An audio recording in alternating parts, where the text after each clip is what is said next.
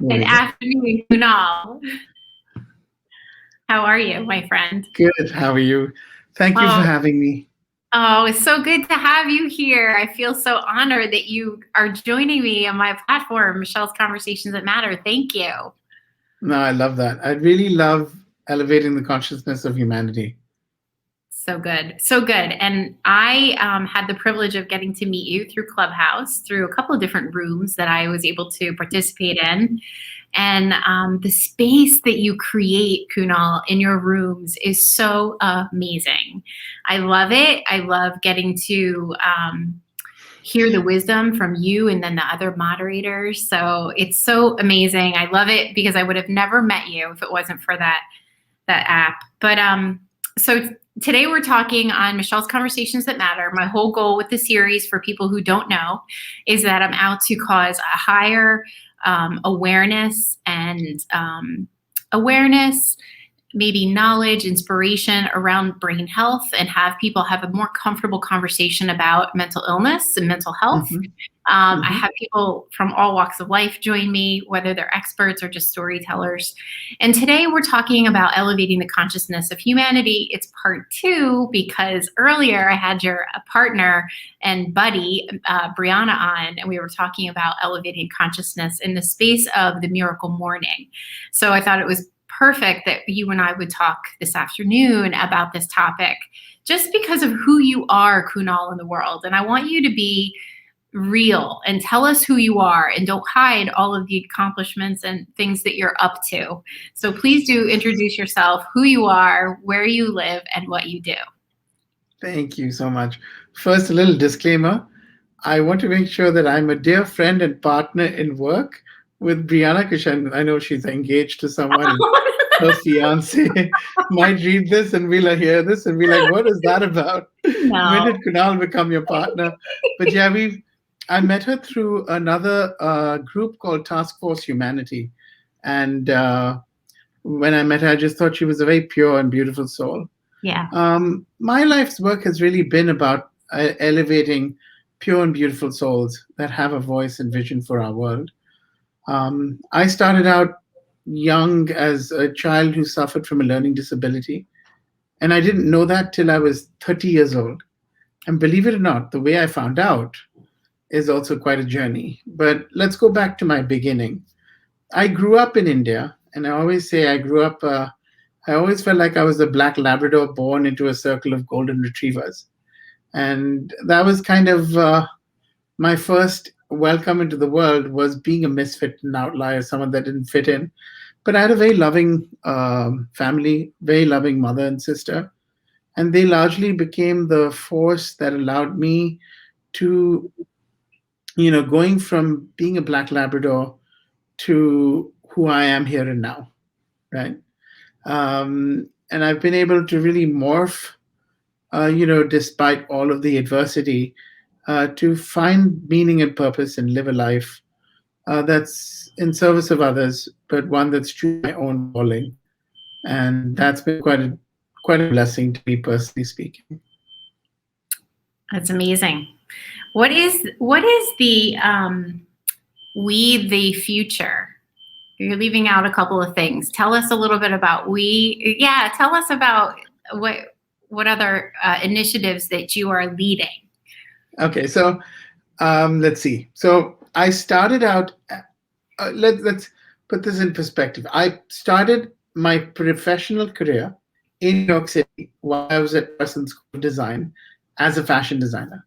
So I was deep in the world of fashion. Yeah, Wow. that was my first. Yeah, my first. You know. Jump into the rabbit hole. I went down the rabbit hole. I took the red pill, and about 4 years into doing that, I realized this is not my calling. I don't feel complete. I don't feel fulfilled. I feel like I'm, doing things for the wrong reasons, for significance, for status quo, for, just felt very empty inside, right? So I switched paths, and I then felt like my old love for integrative health and well-being was truly at the core of my heart. Mm. So I studied that, and I had the blessing of uh, going back home after a while uh, to work with our family physician, who was India's fourth cardiologist. And he was kind of like my godfather. He trusted me so much that he allowed me to be an apprentice right next to him, alongside residents and doctors who'd been training for and with him for decades. Right? So they were like, "Who is this kid putting on a fake lab coat?" It's true. I had a lab white. The white coat is very prestigious, especially in this country. And I like got it made because I was a fashion designer. So I got I got my own lab coat made. I wanted to be very like chic, like I was in the Matrix. And really speaking, the one thing when I was working in the hospital that I'll never forget, it was like being, the story of the Buddha, where I was protected from all evil. I never saw death. He always protected me before we walked into the ICU or, into critical care spaces. And then tragically, I lost him to suicide in 2006. And that blew my whole world wide open. So when I lost Dr. Cherian, I think that was when my life really transformed. Of course, it didn't transform immediately. In the beginning, I experienced all the pain, anguish, and post traumatic stress disorder that anyone would in losing someone you love, so traumatically speaking. And that loss became the impetus for my path here and now. And what I mean by that is, had I not lost him, I would have never been on this path. Right. My path was actually quite, what's the word I'm looking for? Traditional, right?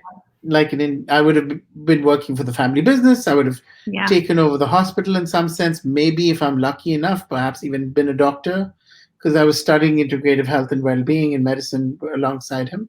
But what ended up happening was I realized that this is not my path. Mm-hmm. And God bless my parents for allowing me to explore psychology at a very deep level. And so I came back to America, believe it or not, to study integral counseling psychology. So I took the integral counseling model and I worked in the death and dying ward. And yeah, so I studied and then I went to the palliative care ward. And that's when I really transformed, or I'd say my life transformed in a sense that I really found my calling. I found my purpose in life around what I was really meant to be doing at that time. Mm-hmm. So that was my first calling, which was to serve others in that capacity, to be a counselor and someone that held space for pain, to turn that pain hopefully into hope. I also learned a lot about myself as a healer. And then after that, I was very lucky. I applied to UCSF, which is a school out in San Francisco for medicine, because they had this really small but powerful pilot program on global health. Okay. And what you see now is a global health crisis, right? Yeah. So I was trained in the science of global health, and I got into this very prestigious project with Harvard in the slums of Mumbai, which ironically was inspired by the movie Slumdog Millionaire. If you remember that movie. Yeah. Yeah. Right. So right after that movie, Rockefeller and Harvard got together and sanctioned a study for the mental health of and physical health determinants in the slums of Mumbai. I was very lucky and privileged to get on that project as a global health scientist, one of the lead scientists, what we call co-principal investigators. And during that time is when my whole perspective on life started to shift. I'll give you one example. I had been applying to this one program called the Masters in Positive Psychology for 4 years in a row, and I got rejected every year.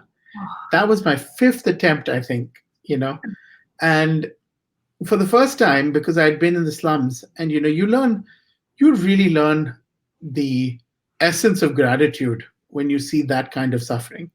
And I realized, my God, I am complaining about being in a place where of lack of, when these people don't even have water on a daily basis or electricity or a decent home. So for me to get a rejection from an Ivy League school is actually a blessing versus, what I considered as a rejection, right? Yeah. And so for the first time, I remember when I got that rejection again, I felt so grateful. I was literally surrounded by an abundance of gratitude, Mm. right, in my heart. And sure enough, I applied again 2 years later and I got it, Ah. right?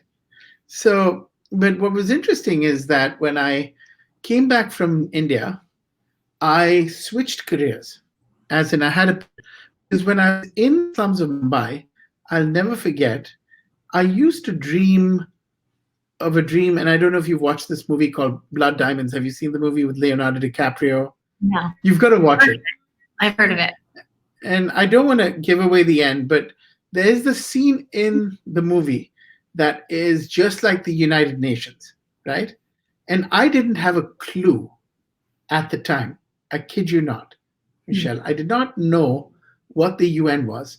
I just knew in my mind's eye, I had this vision, and I was like, I want to be the person that puts someone from the slums of Kibera or Mumbai on the same stage where the prime minister or secretary general or someone that powerful Mm. introduces them, give them a voice so that they can be the transformational change we need to see in our world and be a voice for the voiceless. And sure enough, all of a sudden my path completely shifted.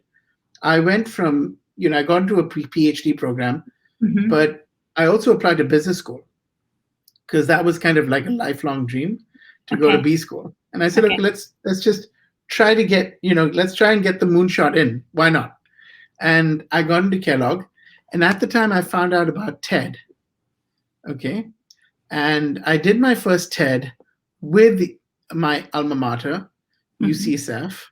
And I dedicated that TED to my late mentor and his life of Mm. service to others. So it was TEDx San Francisco, and we had created a dream around reimagining global health. Okay.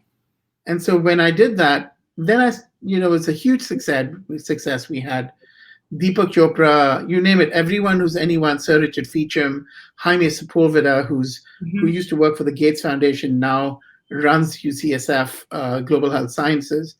And then I started thinking even bigger. I was like, which stage can I inherit Mhm. or grace where it would be like making the impossible possible? And sure enough, I thought of TEDx United Nations. Nice. And 2 years later, yeah, with a lot of hard work, an extremely dedicated team alongside a friend of mine. He was my partner, now is my best friend, Iso Vandraga from Amsterdam. We both went in and literally made the impossible possible by curating the first ever TEDx at the UN. And what was unbelievable about that was we were able to bring, power and influence, right? And Mhm. match it with meaning and purpose. And when that happens, I realize there's this certain miracle that can, truly take over the ego, Yeah. meaning that it sublimes the ego to a place where whether you're a person from the slums of Mumbai or you're the president of the United States, when you come into the UN, there is a sense of unity, of purpose and vision. And that's pretty much what I started to do. That became the beginning of doing extraordinary things. Like I helped launch a day for women in the world at the UN. Most recently, we did the sixth International Day of Women, Girls, and Science. Yes. So essentially, Just the other that's been my day, life's work. right? Yeah, Wait, let's talk about that. Just the other day you did this. I How produced it. was that? What was that like? Unbelievable. I mean, I was so blessed. I was just going to produce it, because I'm a dear friend and supporter of Her Royal Highness Dr. Nisreen Al Hashimite, who is the founder of the Sixth Internet, meaning she's the one that put the idea and the resolution forward to the United Nations and had it indoctrinated as an actual resolution and a day in the world. So for me, I just wanted to show up in service of women and girls because I believe in women and girls, especially given the the force for good that you represent both in the home as well as out in the world. But then she invited me to give a plenary speech, which was even more of an honor. Mm. And during that time is when I shared my thoughts around what I feel be the most powerful force for the future. And I feel like the most powerful force for the future is going to be when women and men can unite to make the impossible possible. So I introduced the idea of first woman, which is the idea of putting the first woman on the moon before 2030 by putting the first woman in the White House before 2030. And lastly, but not least, putting the first woman in the UN before 2030. All three that haven't happened yet, which is Mhm. kind of shocking since we're in 2021, Yeah, right? absolutely.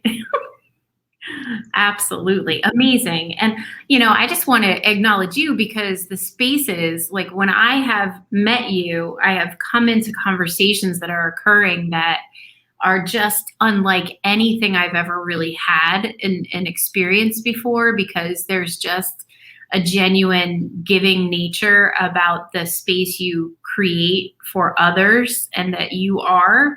Um, what motivates you? I mean, I understand your growing up story, the impact in losing your mentor. But what motivates you to keep doing this? I mean, and we're going to talk about elevating the consciousness of humanity. Is it just your commitment to mankind? Like, what is it? What calls you to do this work every day? Hmm. I'm going to be very vulnerable and honest with you. It's a deep sense of wounding and pain that I'm healing from. You Mm, see, as a child, I was bullied, abused, and ostracized by my own peers. So when I was in third grade, I'll never forget, I was put in this new environment by my parents in a private school. And I'll never forget the first day I was brought to the front of the class, and I thought I was going to be introduced, how people are introduced on the first day. And instead, the class teacher took out a wooden ruler, and this is very common in India, and just hit me really hard in front of the whole class. And I never forget the shame I was overcome with. You know, it just I didn't even know what to think, um, and the whole class burst out laughing because then she twisted my ear and said, "If I do this to you every day, you will lose your weight." It was a really obese kid growing up. Yeah. And of course, in America, there's something called lawsuits, but in India, that didn't exist. yeah, seriously. Oh And what happened was that actually also not only completely alienated me from all of my peer group, but then the bullies came after me. And then bullies come in packs. They're my, not yeah, one. And the yeah, irony is, like, I wasn't like this scrawny kid, which is usually the depiction in a cartoon or a movie. I was like this big, gentle giant who said, please don't. I just want to be loved. I just want to be acknowledged, and I want to belong and feel like I'm needed.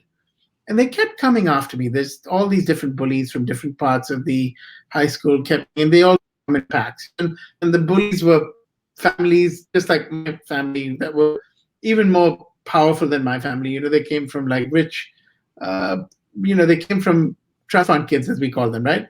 So I had to be careful of how I engaged them because then it would become a bigger issue, right? yeah, yeah. But at some point, I realized, I used to be the black Labrador of the family, and then that translated into my life at school too. I was very loyal, loving, and but then at some point, I'll never forget.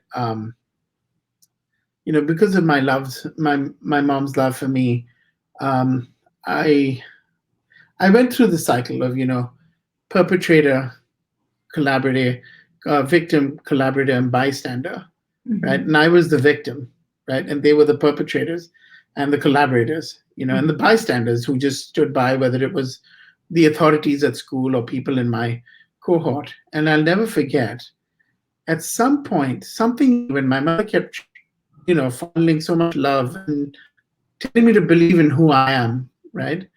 And I morphed from being a black Labrador into a Black Panther. And I'll never forget, there was this insurgence of omnipotent power that came on me, right? And all of a sudden, these four little, big bullies became like little pipsqueaks, because I suddenly my this beast inside of me was unleashed, right? And I'll never forget. I didn't really do anything to hurt. Of course, I hurt one of them, which was the main perpetrator, because he had kept coming at me, and I snapped, right? And I hurt him, but I never forget the feeling inside was when I hurt him, I felt hurt inside Yeah. because I didn't want to hurt him, right? Right. But Right. all of a sudden, from being bullied, I became a bully's bully, Yeah. right? And that wasn't a good feeling because I really didn't want to hurt him, right? Right. But it scared them away. Like after Mhm. that, it was like they didn't come close to me because they were that scared, right? So this metamorphosis of going from being a black Labrador into becoming the Black Panther allowed me how to be a guardian and protector. And then I saw all these other kids who were the ones who were really weak and couldn't fight back come to me for protection. Oh, wow. And and they were like, "My God, you stood up to those guys." Mhm. And all of a sudden, I became very popular.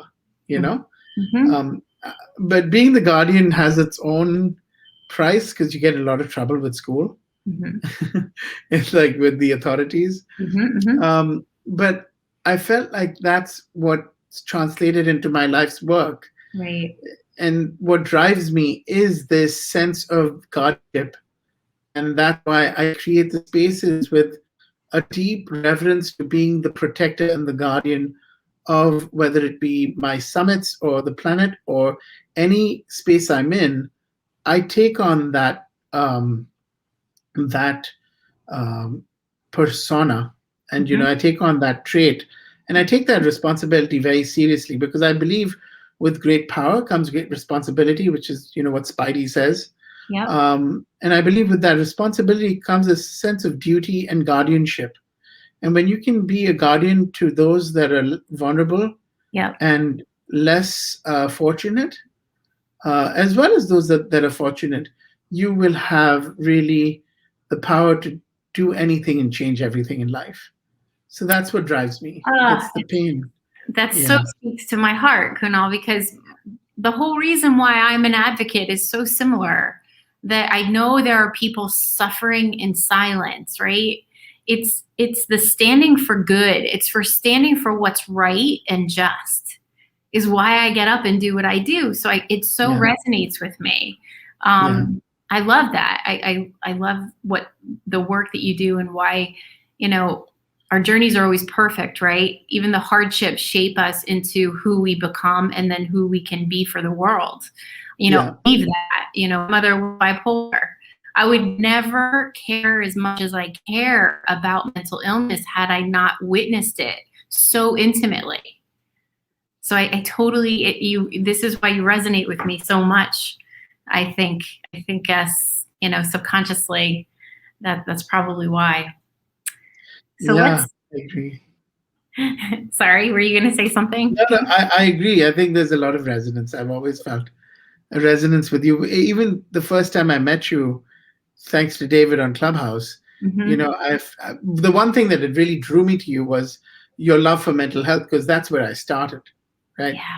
I started as a global health science, I would say advocate now, because I was trained as a therapist, but I never became one because I just took on too much. And when I was working in the palliative care ward, I realized that if you've seen the movie The Green Mile, do you remember that guy?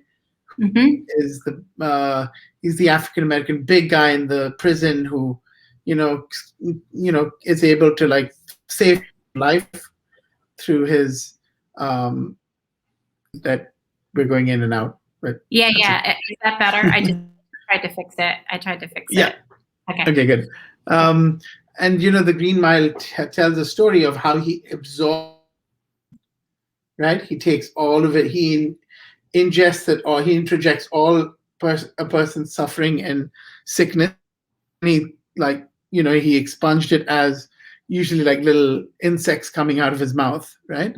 And Mm-hmm. I felt like that's what used to happen to me when I was a healer, working as a healer. But the difference was it wasn't like a movie, it was actually real life. Right. And when someone's dying, they do share a lot of dread, and dread as a feeling usually lives over here. So at the end of the year, I done a lot of work, and I loved the work I was doing, but I couldn't breathe. I literally couldn't breathe. I literally felt like, oh my God, why can't I breathe? What's going on over here? And when that happened,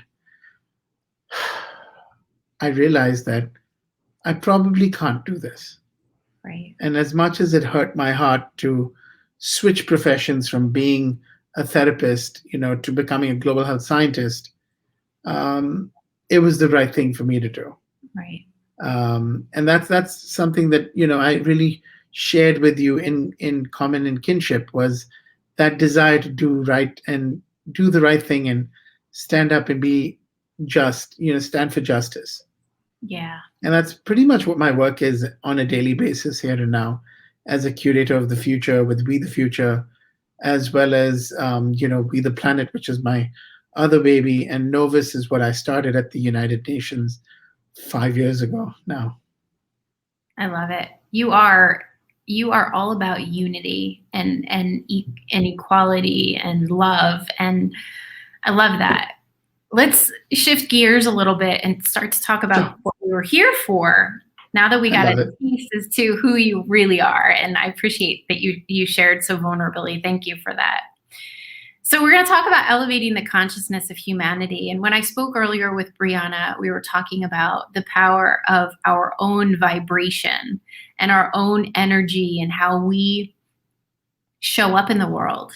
Yeah. When you think about this topic, from your perspective, what do you think would be required in order for us to elevate the consciousness of humanity? And do you think that it's actually possible? Oh,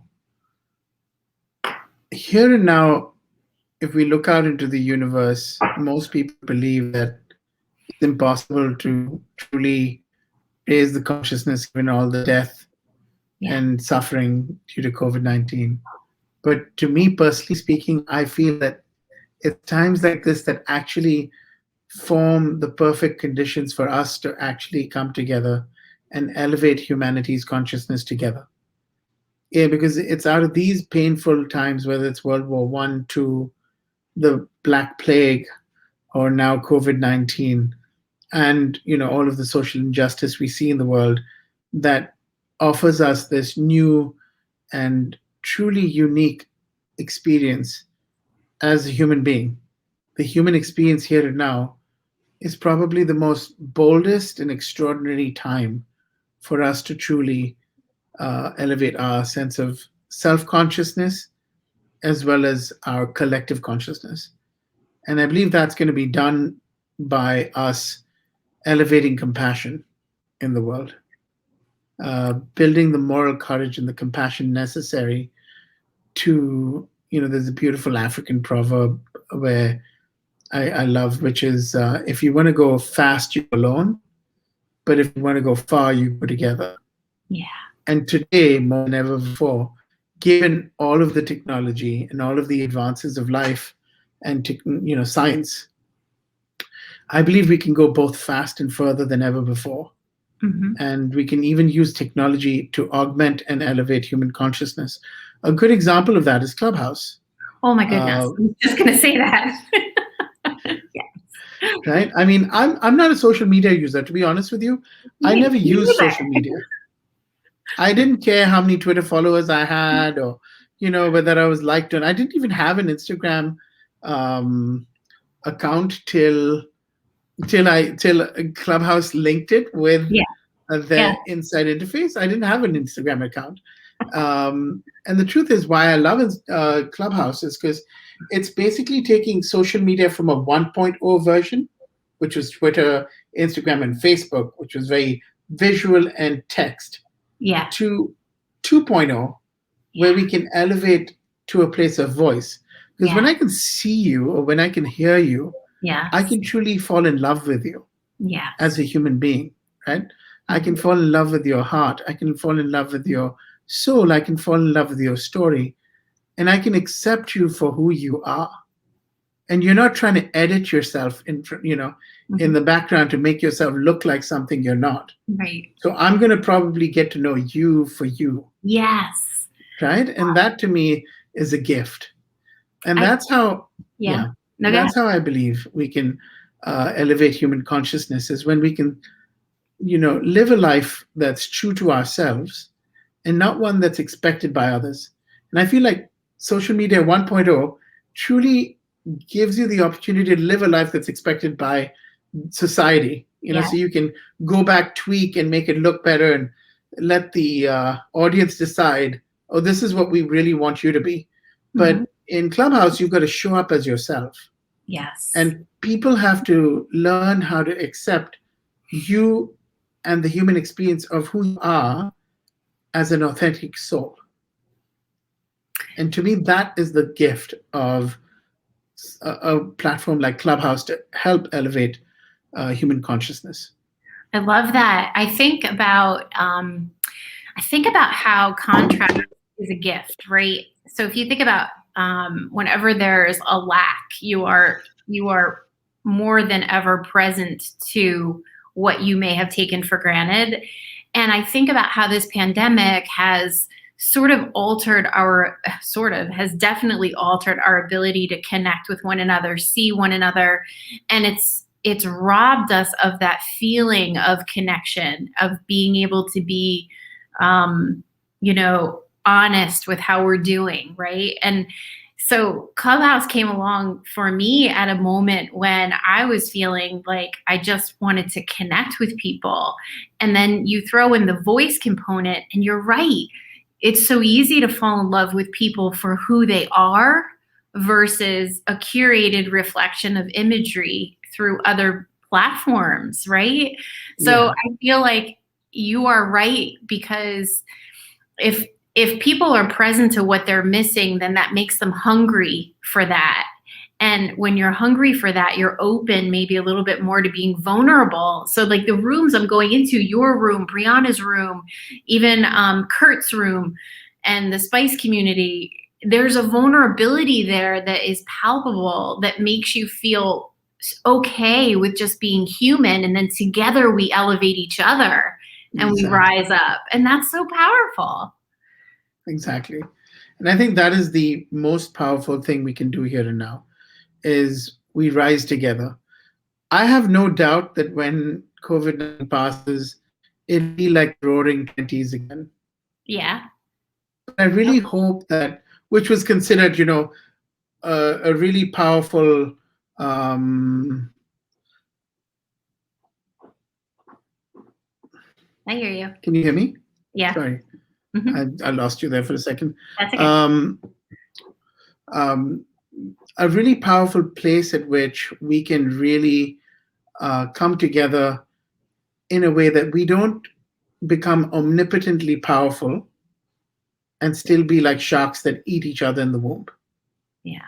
That's what I hope for. My hope for humanity is when we do come back into the new normal, as we call it, I like to call it the super normal, that we truly embrace the deeper, powerful traits of compassion, altruism, love, forgiveness, um, and the courage that we need to be able to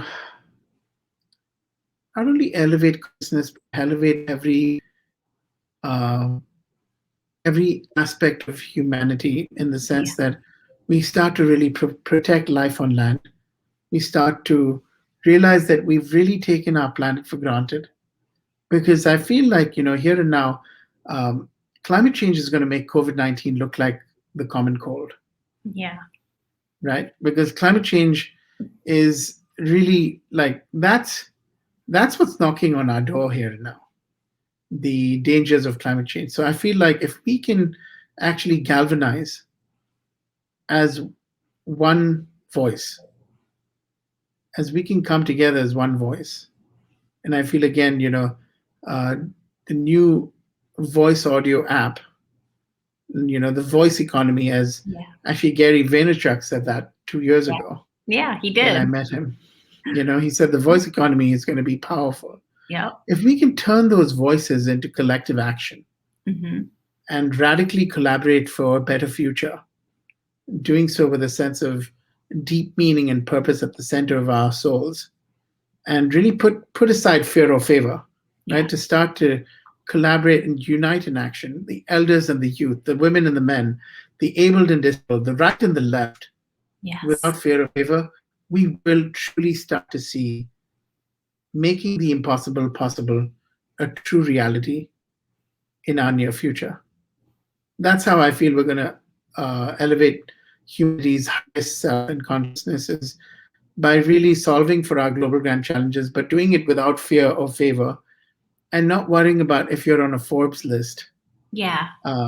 Because, I mean, God bless the Forbes list. I've been on a couple of those, but the truth is, I'm not attached to it. It's not why Yeah. I do the work I do. You Right. know, you don't do it. You never do the work you do because of um, accolades. You do them because you have to and you can.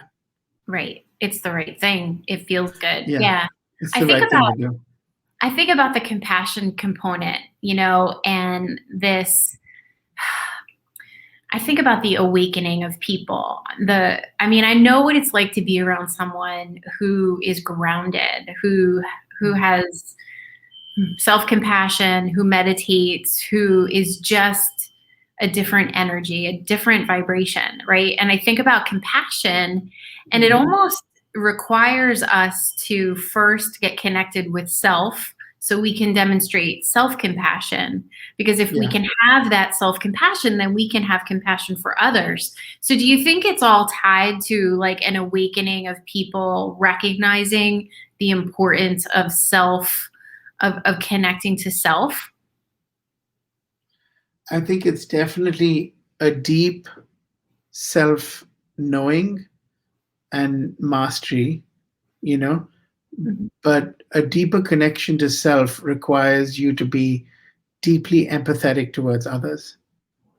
You see, I actually believe that you don't only get to go as far as you've been in your lifetime. Sometimes others allow you to go deeper, Mm, meaning, you see, there's always this famous saying that you can only go as deep as you've been in your own life with others. And you understand what I mean? Like the suffering you've known in your life yeah, is the only gauge at which you can go deep with others' suffering. it's I true. actually believe it's not the complete truth. It is Okay, true if you've had deep inner suffering that right. allows you to go deeper within. But there's this way in which, when you connect to another's suffering, Hmm. right? When you can bear your own pain, but the greatest gift is when you can bear other people's pain, and you can use, and you can hold space for that pain and help transform that pain into hope. That is the greatest gift of humanity, right? When you can bear your pain and you Yeah. can bear others' pain, and you can hold space for both and wait long enough for that to transform into something that's a gift, and really allows us to really transcend with hope for humanity for the future. And that's what I do in my rooms, as you say. Hmm. I hold space in a way that's sacred to my own pain, but their pain. So I'm very much focused on helping them heal in the Mm, process of sharing, because your voice matters. Our voices are so powerful. And yeah. when you have a voice and when you feel heard, you feel seen. Yes. And when you feel seen, you start to elevate your own consciousness. And when your own consciousness is elevated, then you can allow for others to join in that process, right? And that collective rise of consciousness, to me, is the greatest gift we can give uh, humanity and ourselves here and now.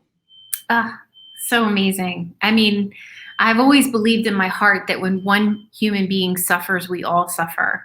Like I've always believed that when, someone across the globe is suffering, as a human population, we're all suffering. I mean, that's clear, but you just said it so beautifully about the empathy and the voice feeling heard. We all just want to feel heard and understood, right? It's so, so true. So true. All right, my friend, we are at the end of our time. I feel like I blinked and this has been a 5-minute conversation, but it's been 40 minutes. I know. Is there anything else, any final words, anything you'd like to share or leave us with today? I'm so grateful for your time, Kunal. Yeah, no, what would I want to leave you guys with? I'm going to leave you with a quote that I love, that I heard when I was at Singularity University, that changed my life, and absolutely something I live by every day. And the quote is actually by a woman called Meg Cabot. And it actually originates from President Roosevelt's theory of basically the man in the arena. Yes. And he says that courage is not the absence of fear, but the judgment that something more important, like love and compassion, will overcome fear. The brave may not live forever, but the cautious do not live at all. Wow. So for me, that's how I've lived my life, bravely and boldly, in pursuit of living a life that's true to myself and in service of others. And I hope if I can help others also realize their own massive transformative purpose in life, that would be a life well lived. Beautiful. Thank you so much, Kunal. If people would like to get in touch with you or follow your work, how is the best way for them to reach out to you? Oh, yeah. So you can email me at Kunal at Novus, NOV.US, or, there's always Twitter at Kunal Sood, or Instagram, or Clubhouse at Kunal Sood at Clubhouse. So join Clubhouse and we can have a conversation, right on there. That's the blessing that led me to you, right? So for me, that's really what led us to connect. And I'd love for us to meet in real life eventually. Yes. But the truth is, I think, just keep doing, the extraordinary work you're doing, elevating us as human beings and consciousness through your extraordinary podcast. I feel very honored and blessed to be here to share. Thank you, Kunal. It's so wonderful to have you. And Thank I will you. look forward to staying in touch with you, my friend, and hopping into the rooms that you host. Thank you so much. Thank you so much. Be well. You too.